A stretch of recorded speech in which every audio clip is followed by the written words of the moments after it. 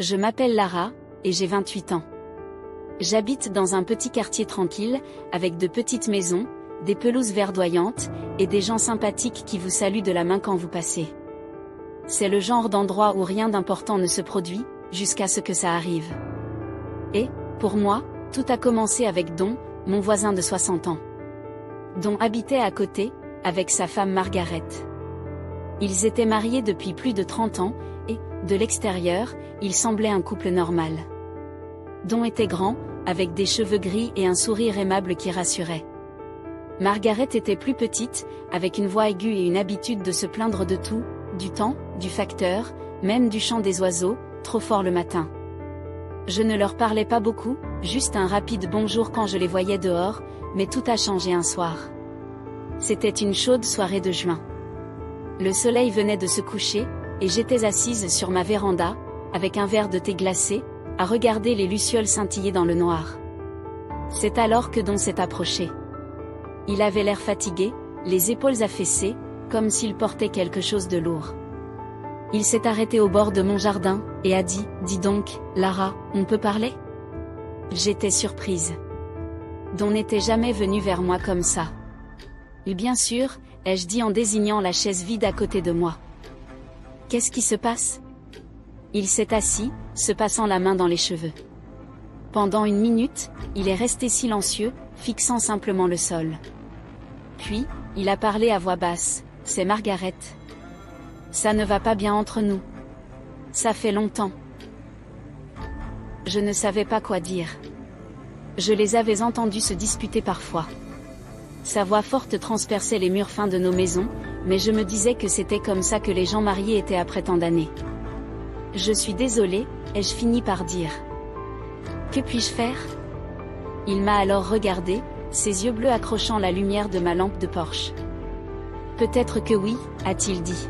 « J'ai juste besoin de parler à quelqu'un, quelqu'un qui m'écoute. » C'est comme ça que tout a commencé, simple, innocent. Du moins, c'est ce que je me suis dit. Don est venu ce soir-là, l'air épuisé, comme un homme qui porte trop de poids sur ses épaules. Nous nous sommes assis sur mon vieux canapé, la pièce faiblement éclairée par une seule lampe, et avons discuté pendant des heures. Il s'est ouvert d'une manière que je n'aurais jamais imaginée. Il m'a parlé de Margaret, comment ils étaient heureux autrefois, comment ils rêvaient autrefois de faire le tour du monde ensemble, mais maintenant, ils supportaient à peine d'être dans la même pièce sans qu'une dispute éclate. Sa voix était lourde de non-dits, de regrets. Elle s'en fiche maintenant, admit-il en fixant le sol, plus comme avant. J'écoutais, hochant la tête au bon moment, posant des questions, offrant de petites assurances, comme tout bon voisin devrait le faire. Mais, quelque part dans le silence entre ces mots, je le sentais, l'attrait de quelque chose de dangereux, quelque chose qu'aucun de nous n'était prêt à nommer. Quand il se leva enfin pour partir, il hésita à la porte, ses lèvres s'étirant en un sourire fatigué. « Merci, Lara, » dit-il doucement. « Tu es une bonne fille. » Et, comme ça, il était parti, laissant derrière lui le léger parfum de son eau de Cologne, et l'écho d'un moment qui n'aurait dû signifier rien, mais, au fond, je savais que cela signifiait tout. Mais il est revenu la nuit suivante, et la nuit d'après. Bientôt, ce ne fut plus seulement une fois de temps en temps, mais chaque nuit, comme sur des roulettes. Un léger coup à ma porte, après que Margaret fut couchée. Une présence familière se glissa dans mon univers, comme s'il y avait sa place. Nous nous asseyions sur ma véranda, à la lueur des lampadaires, où nous nous enfoncions dans le canapé de mon salon faiblement éclairé, parlant de tout et de rien. Sa voix avait le don de combler le silence, rendant la nuit moins solitaire. Il me racontait des histoires de ses années de mécanicien, des longues heures passées sous le capot de voitures que personne ne pensait pouvoir refaire, de ses enfants, maintenant adultes et vivant leur propre vie, trop occupés pour venir souvent me voir. Et puis, il y avait les moments drôles, comme la fois où il a mis le feu à son garage en essayant de réparer une tondeuse à gazon, son rire bas et rauque portant le poids d'une vie bien remplie. J'ai commencé à attendre ses visites avec impatience, à compter les heures jusqu'à ce léger coup frappé à ma porte. Ça faisait du bien d'avoir quelqu'un là, quelqu'un qui voulait être près de moi, qui préférait m'accompagner à un livre de l'autre côté de la rue. Je n'ai pas réfléchi à ce que cela signifiait, je ne me suis pas laissé faire, j'ai juste laissé faire. Puis, un soir, Tout a changé. Il était tard, peut-être 23 heures. Don a frappé à ma porte comme d'habitude, mais il avait l'air différent, nerveux, presque tremblant. Je l'ai laissé entrer, et il s'est assis sur mon canapé en se frottant les mains poings. Lara, a-t-il dit. J'ai quelque chose à te dire. D'accord, ai-je dit en m'asseyant en face de lui. Qu'est-ce qu'il y a? Il a pris une grande inspiration. Margaret. Elle ne me satisfait plus, pas comme un homme en a besoin. Je me suis figée, mon cœur s'est mis à battre la chamade. Je n'étais pas stupide, je comprenais ce qu'il voulait dire, mais je ne m'attendais pas à ce qu'il me le dise. Oh, ai-je dit d'une voix faible. Je suis désolée. Il a secoué la tête. Non, ne sois pas désolé, ce n'est pas ta faute. C'est juste que, j'ai pensé à toi, beaucoup. Tu es jeune, belle, pleine de vie, tout ce qu'elle n'est pas. Je le fixais du regard. L'esprit s'emballe. Don avait 60 ans, j'en avais 28. Il était marié, j'étais célibataire. Ce n'était pas censé arriver. Mais il s'est penché plus près, ses yeux se sont rivés sur les miens, et m'a dit, Lara, j'ai besoin de toi. J'aurais dû dire non, j'aurais dû lui dire de rentrer chez sa femme, mais je ne l'ai pas fait. Peut-être était-ce dû à sa façon de me regarder, comme si j'étais la seule personne au monde qui comptait, peut-être était-ce parce que j'étais seule depuis si longtemps, et que j'en avais assez, ou peut-être que j'avais juste pitié de lui. Quoi qu'il en soit, j'ai hoché la tête. Et, ce soir-là, Don n'est pas rentré. La première fois fut étrange, hésitante, gênée, d'une manière qui me fit frissonner.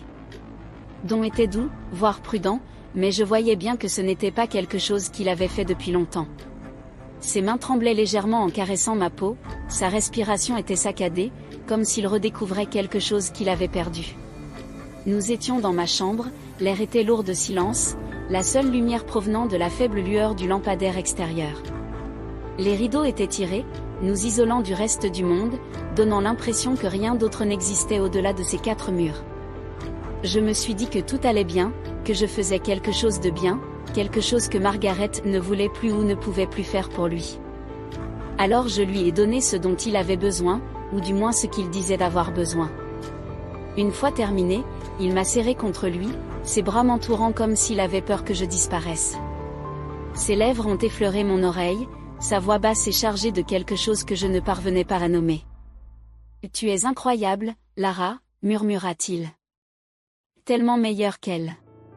Au début, une lueur de fierté s'alluma en moi, je l'avais rendu heureux, j'avais comblé le vide dont il avait si souvent parlé. Mais, sous cette satisfaction passagère, quelque chose d'autre s'éveillait, quelque chose de plus lourd, de troublant, une voix douce, au fond de moi, me murmurait que j'avais franchi une limite que je ne pourrais jamais franchir, que, peu importe le nombre de fois où il m'avait serré dans ses bras, le nombre de fois où il avait murmuré mon nom dans le noir, j'avais changé quelque chose en moi pour toujours. Pourtant, Don revenait sans cesse. Chaque soir, après que Margaret s'était endormie, il se glissait par ma porte comme une ombre, avançant avec une assurance tranquille qui me ravissait et me déstabilisait à la fois. Sa présence était devenue familière, attendue, comme le tic-tac d'une horloge, ou le murmure du vent contre ma fenêtre. La question n'était plus de savoir s'il viendrait, mais quand. C'était devenu notre rituel, un accord tacite qu'aucun de nous n'osait reconnaître à la lumière du jour. En public, nous jouions nos rôles à la perfection, de simples voisins échangeant des plaisanteries, hochant la tête en passant, discutant de la météo ou de l'état du quartier. Mais, lorsque le soleil disparaissait à l'horizon, et que le monde s'assombrissait, tout basculait. La nuit, il n'y avait que nous. L'espace entre nous crépitait d'une chose innommée, dangereuse, et pourtant enivrante. Durant ces heures volées, il n'était pas Don, le mari vieillissant, prisonnier d'un mariage sans amour, et je n'étais pas Lara, la fille silencieuse, avec trop de temps et trop de pensées. Nous sommes devenus quelque chose de complètement différent, quelque chose de secret, d'interdit. Et, même si cela semblait mal, aucun de nous ne voulait s'arrêter. Il m'a dit que j'étais bien plus que bien, meilleure que Margaret ne l'a jamais été, murmura-t-il contre ma peau, sa voix chargée de quelque chose que je priais pour de l'amour, même quand nous étions jeunes. Ces mots ont rallumé quelque chose en moi, quelque chose d'excitant, de dangereux. J'ai commencé à le croire, je voulais le croire. Parce que, quand il me regardait comme ça, quand il murmurait que je le faisais revivre, comme s'il n'était pas un vieil homme attendant de disparaître, je me sentais puissante, spéciale. Je n'étais pas seulement Lara, la fille tranquille qui vivait seule, j'étais Lara, celle qui pouvait faire ressentir à Don ce que personne d'autre ne pouvait ressentir. Et c'est ça, plus que tout, qui me faisait revenir. Mais les secrets ne restent pas secrets éternellement. Un matin, j'étais dehors en train d'arroser mes fleurs, quand Margaret est arrivée. Elle était rouge, les yeux plissés. « Lara » a-t-elle lancé d'un ton sec. « Qu'est-ce qui se passe entre toi et mon mari ?» J'ai failli lâcher l'arrosoir. « Qu'est-ce que tu veux dire ?» ai-je demandé en essayant de paraître calme. « Ne fais pas l'idiote » a-t-elle dit. Il se comporte bizarrement, il sourit davantage, il fredonne, et je l'ai vu marcher vers ta maison la nuit. Que fais-tu avec lui ? Mon estomac s'est noué. Je ne pensais pas qu'elle remarquerait. Rien, ai-je menti. On discute juste de temps en temps, il se sent seul, c'est tout. Elle m'a regardé longuement, comme si elle essayait de lire dans ma tête. Puis, elle a dit, tiens-toi loin de lui, c'est mon mari. Et elle est partie en trombe. J'ai eu peur après ça. J'ai raconté à Don ce qui s'était passé, et il a juré dans sa barbe. Elle est méfiante, a-t-il dit. Mais elle ne fera rien, elle est trop fière pour admettre que quelque chose ne va pas. Je n'en étais pas si sûre. Margaret ne semblait pas du genre à lâcher prise, mais Don m'embrassa et dit, ne t'inquiète pas, Lara, j'ai besoin de toi, je n'arrêterai pas. Et je ne voulais pas qu'il arrête non plus, pas encore. Les semaines se sont transformées en mois. Don et moi avons appris à le cacher. Il attendait que Margaret soit profondément endormie, se faufilant même parfois par la porte de derrière pour qu'elle n'entende pas. J'ai commencé à éteindre la lumière de ma véranda pour que personne ne le voie arriver. C'était palpitant d'une certaine manière, comme si nous étions des espions dans un film, vivant cette vie secrète que personne d'autre ne connaissait. Mais ce n'était pas toujours amusant. Parfois, Don parlait de Margaret, de sa froideur, du fait qu'elle avait cessé de l'aimer depuis des années. Ça me rendait triste pour lui, mais aussi jalouse. Elle l'avait eu toutes ces années, et maintenant je l'avais, mais seulement la nuit. Le jour, il était toujours à elle, je détestais ça. Un soir, après qu'on ait fait l'amour ensemble, je lui ai demandé, pourquoi ne la quittes-tu pas, si elle te rend malheureux ? Pourquoi rester ? Il soupira, les yeux fixés au plafond. Ce n'est pas si simple, Lara. On est ensemble depuis toujours. Elle prendrait tout, ma maison, mes économies, et les enfants me détesteraient. Mais tu n'es pas heureux, dis-je. Tu ne mérites pas de l'être ? Il me regarda, les yeux doux. Je suis heureux avec toi. Ça aurait dû suffire, mais ça n'a pas suffi. J'ai commencé à en vouloir plus. Je voulais que Don soit à moi, pas seulement dans le noir. Je voulais marcher dans la rue avec lui tenir la main, sans me soucier de qui le verrait. Mais il ne voulait pas la quitter, il a dit qu'il ne pouvait pas. C'est là que les choses ont dégénéré. C'était une nuit froide de novembre, quand Margaret nous a surpris. Don était venu comme d'habitude, et on était dans mon salon, à rire d'une bêtise. On n'a pas entendu la porte s'ouvrir, mais voilà qu'elle était là.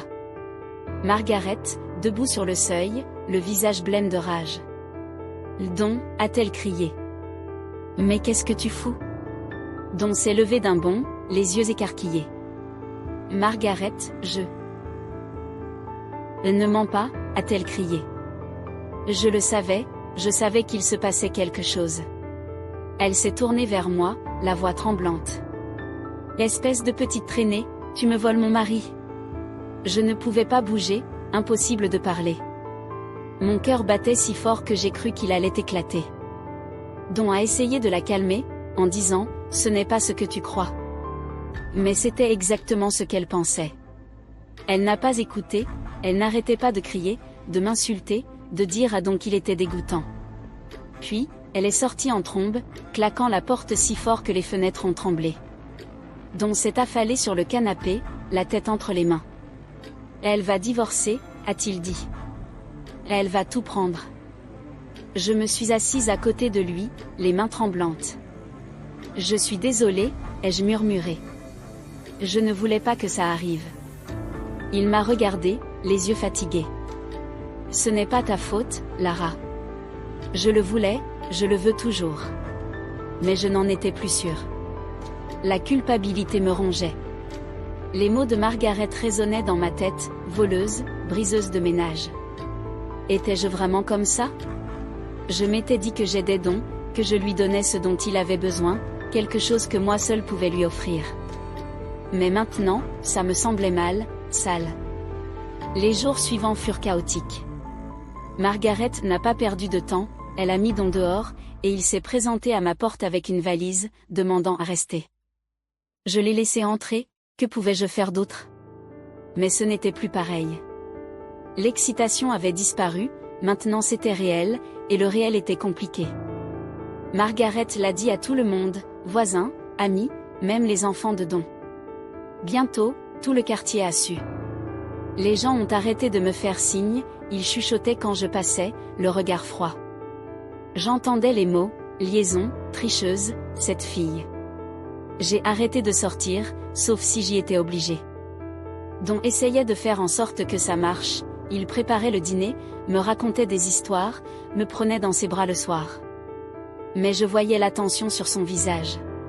Ses enfants refusaient de lui parler, Margaret se battait contre lui au tribunal, réclamant la maison et la moitié de sa pension.